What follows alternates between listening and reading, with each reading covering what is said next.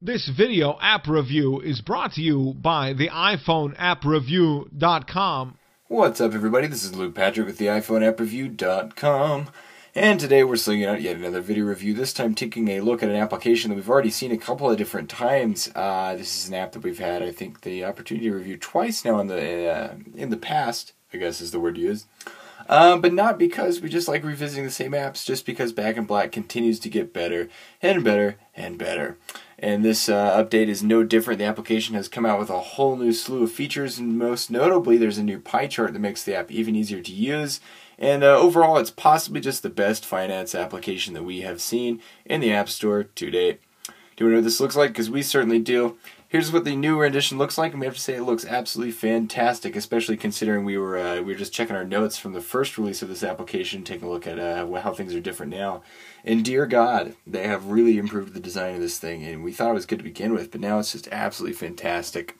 The application is, of course, sort of like Mint.com, except cooler in the sense that it gives you all of the controls, and allows you to just sort of enter your own personal information as you go along. So, a very nifty application there. In the sense of you're manually entering your finance information and your new expenses. So all in all, you have a lot more control over what actually goes into the app as opposed to Mint, where we'll wake up some days and our information is slightly changed. A lot of new stuff that's actually been added to this too that puts it on par with something like Mint. So that's pretty cool too. So basically, you go in first and you enter your income. So I have just some sort of test client lists going on here, and all you have to do is simply hit New Income, and then add the information. So you have a title and amount, and then you also have repeats, which can be anything from, say, one time, daily, weekly, bi-weekly, all the way up to annually. There's also quarterly, which is quite nice for those of us who are in the business world. Aside from that, you can also enter fixed expenses, so you can go in here. There are a lot of different categories. You can even add your own categories if you'd like. You can go in and then do this at will, so that's pretty nice. Lots of different icons to choose from. I kind of like the tractor that is included, or the windmill would be nice too. Go in and add a new category. You can add a new expense. So let's say that I want to add a utilities bill. So I can go utilities, not hit the buttons, new expense, and I'm going to type in gas, which I usually spend about, what, $15 on each month, something like that. And you simply type it in. And then you hit monthly, check the reminders. You can do a reminder if you'd like, which I guess I'll go ahead and do now. On due date, sure. Oop. On due date, done. Date, let's set this to August 17th. And category utilities, you can add some notes if you'd like, which I'm not going to do, and then you hit save. And then away it goes, and now you are good to go.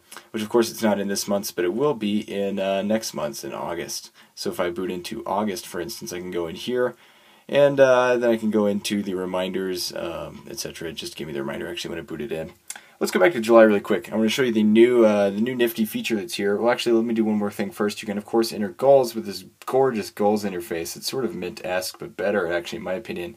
I just quickly kind of set up this 800 each month vacation goal, but if you want to do something else, simply go in here, select a preset, so something like savings, education, whatever, emergency fund, and then enter some information, open-ended savings. So there's no cap on this, total amount, if you wanted to do that, etc., monthly installments, however you want to do it. All of that stuff is very easily tracked, and it's all right there. And of course, the interface is gorgeous.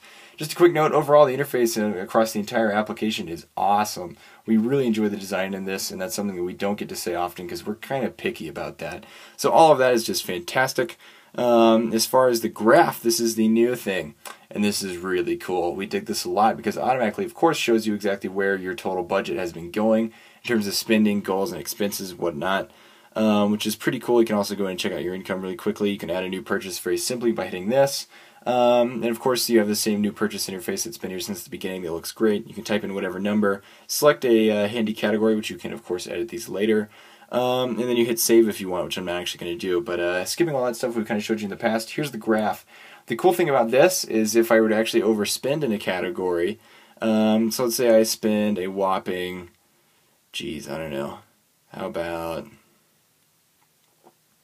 let me edit, and then go amount. Let's say I spend a whopping $8,000 in clothes. I'm going to hit save, go back to clothing, go back to spending, July, and now I've got this giant red arrow that actually shows that a whole heck of a lot of my budget went straight into clothes, or in spending actually, which is pretty cool.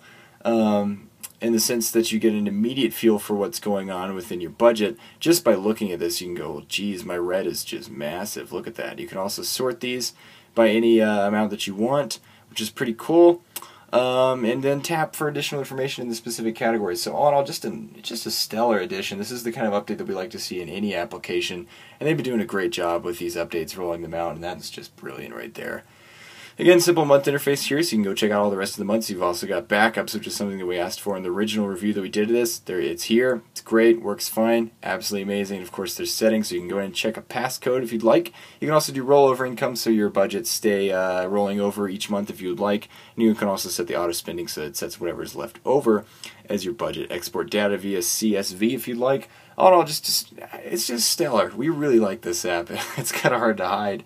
We like a lot of things about it, most notably the functionality and the usefulness, but also just the fact that Back in Black keeps getting better, which means the developers have not given up, and they're continuing to pump out awesome new updates for this app. It's $3.99, which is about, oh, I don't know, $2 higher than we might like. We'd like to see it about $1.99, but you still get your money's worth, and it's a great application, even though the price is slightly too high in our opinion. Not a big deal.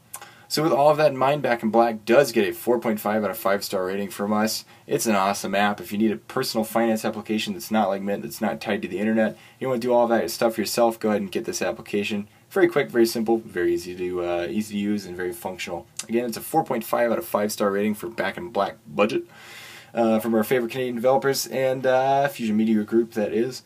And that's all we have to say about it. To this point, I'm going to go ahead and sign out. We'll see you guys later. Bye.